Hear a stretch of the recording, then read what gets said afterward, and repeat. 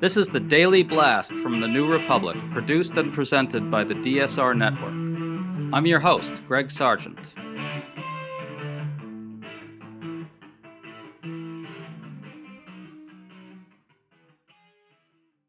Donald Trump is furious over the news that Iran has walked away from the talks with the U.S. over the war. He unleashed some angry and strange quotes to CNBC that suggest he has no idea what to do, none at all.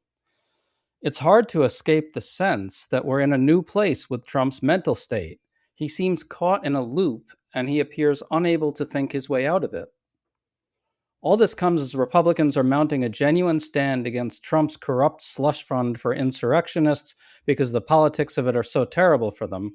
As one plugged-in reporter put it, Republicans are screwed. It's very unnerving to imagine how we're going to get through the next 2.5 years of this. Molly Jong Fast, the host of the Fast Politics podcast, has a great piece for the New Republic with editor Michael Tomasky on just this topic, so we're talking to Molly about all of it today. Molly, really nice to have you on. Thanks for having me. So on Monday, Iran announced it was walking away from the talks with the U.S. over Israeli attacks in Lebanon. Trump has lurched wildly back and forth over this. First, he said he doesn't care at all if the talks are on hold. Then he said he's personally intervened to get Israel to stop, and the talks are suddenly back on track, he says, and proceeding rapidly. Molly, before we get into the details here, do you believe Trump when he says everything's back on track? No.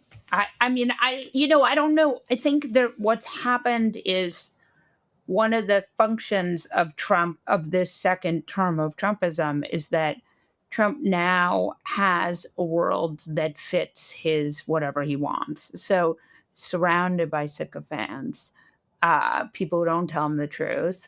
He also has people who are not telling him what's actually happening. I mean, I think about, we've been in this war for what, almost 3 months more, and when, he doesn't get a PDV the way a normal president would. So he gets, supposedly the reporting says he gets a video of things blowing up. So he doesn't have a great sense of what's happening on the ground. He's like a Fox News grandpa, except that he's running the country. Yeah, that's not ideal when you put it that way. Let's talk about what Trump is saying now. He talked to CNBC on Monday, and he was plainly livid over Iran pulling out. Let's go through some of these quotes. First, he says he doesn't care if the talks are done, saying, quote, "I don't care if they're over, honestly. I really don't care. I couldn't care less," close quote. Then he lurched into his usual stuff about how Iran can't get a nuke, and he said this, quote, "If they want to try and have a new nuclear weapon, I will blow them up to kingdom come," close quote. Molly, he's been saying for weeks and weeks and weeks that if Iran doesn't open the Strait of Hormuz on terms that are entirely favorable to him, on terms that he dictates entirely, then he will obliterate Iran. He'll wipe it off the map, and now he'll blow it to kingdom come. It's just over and over, right? It's really hard to escape the sense that he's just caught in this kind of weird mental loop. He just seems stuck to me. What do you think? Well, I mean, I think he's stuck. I mean, look, the Iranians are in a position that's 10 times better than they were before this whole thing started, because there had been the fear of them closing the strait, but no one actually thought, we hadn't seen how well it worked for them. And now we have, right? Gas prices are, Trump can't get the genie back in the bottle. So he wants gas prices to go down. He needs gas prices to go down. He has a midterm election spiraling towards him. He knows what happens when he loses the House, because he had that experience before. I mean, if you look at if the polls end up being right, he could lose the Senate too by a lot. And he could, the point, you need a certain number of senators to remove. I mean, it's unlikely, but it's not impossible. And when you're talking about places like Alaska and Texas being in play, I mean, right now it's 53-47, but there are like 7-8 seats that are in play. So there's a world where Trump where loses the House, loses the Senate, gets impeached, maybe gets removed. I mean, people are mad and the polls are bad. What I think is the most, I want to say, soul crushing part of this whole experience of watching Republicans, and I mean, I think Democrats have had problems too, but it's a little more complicated. But Republicans have like really just sold the entire country out, whereas Democrats have fought with each other. But the thing that's the most upsetting about Republicans selling each other out is and the country is that this group of Republicans, the YOLO caucus from last week, right? That it was in the Wall Street Journal yesterday, actually, the "You Only Live Once" caucus, the Republicans who have lost their seats or given them up because of Trump, and that's Tom Tillis, who decided not to run again. That's Bill Cassidy, who lost his primary. That's John Cornyn, who lost his primary. That in that is Mitch McConnell, who's just not running again because he's a million years old. And also in that are Collins and Murkowski, who have their own set of rules. And this YOLO caucus is really, really mad. And that's why we just have this breaking news that Trump may stop this weaponization fund, that this may be dead now. So that's because this crew is really mad. But this crew is not mad because Donald Trump is destroying our democracy. And they're not mad because of the war in Iran that has no purpose and has not been sold to the American people. They're mad because Trump is hurting their careers and chances of getting reelected. And so as disappointing as that is to me, it's also instructive because as we cruise into a midterm where these people, the Trumpism becomes less and less tenable as he gets underwater in more and more states, you see a world where 2 months into, 2 or 3 months into the between the sort of 28 cycle, people decide that they could impeach and remove him because they want to get reelected. And it comes back to this theory that really all these people care about is keeping their jobs. To stay up to date on all the news that you need to know, there's no better place than right here on the DSR network.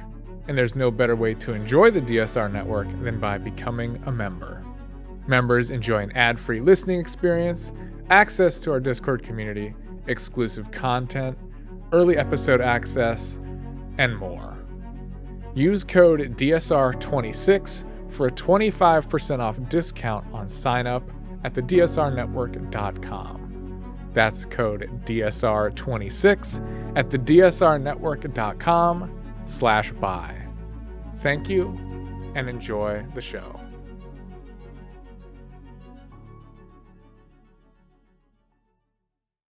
Yeah, it is interesting to center what's going to happen in the next cycle, because for a lot of these Republicans, whichever ones are here after the midterms anyway, they've got to now start thinking to themselves, what's going to happen over the remaining 2 years of his term, right? Like we're only, we're a year and a half in here. That's really not that far in, and things could get a lot worse, particularly if he really spirals out of control with Democrats in control of one or both chambers. You and TNR editor Michael Tomasky had this very good piece looking at Trump's ongoing crack up from many angles, and you illustrated very well that not only is he unfit for the job, there's very good reason, actual reason, to think his deterioration will accelerate. And you talked about the unknowns ahead, and this was unnerving, right? There's ICE still getting enormously scaled up, new prison camps coming into existence, FBI Director Kash Patel promising new arrests, Trump wants to invade Cuba and Greenland, and that's just a partial list. You don't paint a very reassuring picture of what's in store for us, Molly. So Trump, I really do believe, and I think it's important when we cover this to realize that like Trump is the reason that every state is not Minnesota at this moment is not because Donald Trump has had an about face on immigration. It's because Donald Trump sees the midterms coming down the pike, and he knows this is not popular. And so I think he's got certainly an inability to steady himself, to prevent himself from doing things, to prevent himself from saying things. It feels like his frontal lobe is not as it's not firing on all four cylinders, and he is unable to not say stuff, right? Like he called the journalist a piggy, that kind of thing, quiet piggy. That kind of thing didn't happen in Trump's first term. He would fight with people, but it'd be in a very calculated way. He'd lose his temper, but he'd sort of figure out a way to spin it. So the question is, like, what does a Donald Trump that is not hemmed in by the midterms look like? And I think it looks a lot more like a country of Minnesota. It's a country like Nome lost her job because it was loud and it looked very corrupt and it was bad for business. But that doesn't mean that kind of corruption couldn't come back after the midterms. He just doesn't want to lose the House because he doesn't want to get impeached. Well, I want to go back to one other quote that Trump gave to CNBC because it goes to the core of a lot of this. He was talking about whether NATO will help reopen the Strait of Hormuz. He said this, quote, "We don't need them. We don't need NATO. They were very, very weak and very sad," close quote. So, Molly, like, this is just wildly unhinged stuff. A few weeks ago, he was raging at NATO and demanding that they help bail him out of the fiasco he created. But now everything is just all nonchalance. He doesn't really care how long it takes to reopen the strait. But the thing is, the strait remaining closed is absolutely crushing GOP chances in the midterms. There's a number where these people become brave. And that number is because they realize that they can't win. And part of the calculus is that they're waiting until all of the primaries are over, because they know that they know from the John Cornyn story that you can't win a primary without Trump. So they're waiting for the primaries to be over, and then they'll make the calculus to be brave. And so some of this is just electoral math, and then some of it is the polling. But I do think there's a temptation to want to see these people as like having a come to Jesus moment or a moment of moral clarity. And that is not what's happening here. What's happening here is just the most craven calculus. Just to switch gears for a second here, you mentioned the weaponization fund, the slush fund, which is Trump's billion-dollar fund to dole out to allies, including the January Sixers. There are various reports saying that the White House may temporarily kill it. It's a little unclear exactly what's going on, but as of this moment, it looks like Senate Republicans are really unwilling to back it. The Republicans might try to pass language as part of reconciliation that will prevent any fund from being set up. A little unclear, but reporter Jake Sherman of Punchbowl News was quite unsparing about the situation Republicans are in. He said, quote, "Senate Republicans are absolutely screwed." And they really are, right? This is a very bad situation for Republicans. This thing is absolutely toxic. This was yet another example of Republicans really being forced to swallow the absolute political worst for Donald Trump. And it really looks like we've crossed a threshold where Republicans are experiencing a new level of frustration. Their frustration with him and the White House really seems to have boiled over. Is that too optimistic? Look, again, the idea is, are they so mad because it's morally reprehensible, or are they so mad because they see the polling that this is not popular? My guess, it's the latter, not the former, because they put RFK, the doctors, some of these senators are doctors, put RFK Jr. into health and human services, and he is now basically trying to change the vaccine schedule. So these people don't give a fuck about the American people. And they want, they want to get reelected, they want power. There's a whole alchemy here, but none of it is good for anyone. But the good news about this standing up to him is that if they're standing up for this, it means it's easier for them to stand up for other things. And as disappointing as this is, because it's, they've had many an opportunity to stand up, including, Mike Pence. Mike Pence said, I don't want that, they shouldn't fund the weaponization fund. They were trying to kill Mike Pence. Okay. Like they were hang Mike Pence was what they were chanting. So the idea that this, that this is a bridge too far, whatever. But I do think it's good. It's good that there's some spine, because Donald Trump is basically running roughshod over our government. And it's another moment to point out that this is not popular with the American people, like wildly unpopular, which is why these Republicans are standing up to him.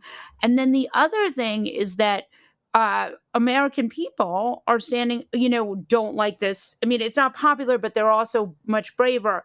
And the people who have really been atrocious and appalling and just grotesque at every level have been our billionaire class, who have just been willing to do anything in order to get the regulatory approval they want. And so the people who used to pretend to be liberals, the Elon Musks and the Jeff Bezoses and the very, very, very wealthy, have just shown us that they are not only not good stewards of our mainstream media, but they are also just truly atrocious people who should not have any say in anything that happens in our government. 100% agree. Just to spool this out from here. So most likely Democrats win the House. Maybe they win the Senate. It's in play now, but who knows what things look like in 5 months. But there's an actual chance. It's most likely one or both chambers flip control. And at that point, Molly, Republicans are going to be even more frustrated and angry because Trump will have fucked them, right? He will have fucked them. We're at $5 gas. We're seeing the supply is starting to, there's some supply that is keeping the prices down. Eventually, we're going to see another spike in gas prices. And what is the number that kills the Republican Party? Is it $6 gas? Is it $7 gas? That's really the question. These are people who voted for Trump on two things, right? Trump said he's going to make things cheaper. He's going to stop having foreign wars. So he's had a foreign war that's made things more expensive. There's no historical precedent for a guy who gets elected and just does exactly the opposite of what he's going to say. It's one thing to run for office and say, I'm going to do this, and then not be able to do it. But at least you're sort of trying. That was the Biden story, right? They wanted to bring back manufacturing. It was a heavy lift. They tried. They couldn't necessarily do. They wanted to get Netanyahu under control. They couldn't, but you could see they were trying. This is like, I'm going to make things cheaper. Whoops, no, that I'm just doing whatever I want. So, instead I'm going to build a triumphal arch in the middle of Washington, D.C. Like that, this sort of Marie Antoinette style governing it while your people are going to food banks and can't afford to fill up their cars. Like there's a number where that just becomes toxic politics for the Republicans. And on top of that all, just sort of typifying what you're saying or capturing what you're saying perfectly, he's out there saying, I don't care how long it lasts. Right. And Trump has had this thing where he can defy political gravity, but he really wasn't defying. The one thing I would say is like he was defying his own gravity, right? Like he got indicted, but he was still popular. But he wasn't defying like actual political gravity, like inflation, and that's what we're seeing now is like the nuts and bolts of like wheat prices and beef prices and the prices from the tariff, the trade wars. That stuff is real political gravity, and he doesn't have an answer for it. Even a really skilled politician would suffer with this. And what Trump has is charisma and an ability to communicate. And the thing that I think is worth realizing is the reason he's building this amphitheater behind the White House is because he thinks that if he can get in the culture, he can get the low frequency voters out. But what he doesn't realize is you get one bite of that apple. You don't get to say, like, yeah, gas is 3 times more expensive, but, trust me, I'm doing a war that none of you want. Exactly. I really don't think the fight's going to help him. I think it's going to only hurt him because it just sort of smacks of this self-idolatry and this building of monuments to himself and the kind of Marie Antoinette vibe you're talking about. Molly Jong-Fast, so nice to have you on finally. Thanks for coming on. Thank you. Have me back. It's really fun, and I'm happy to be here.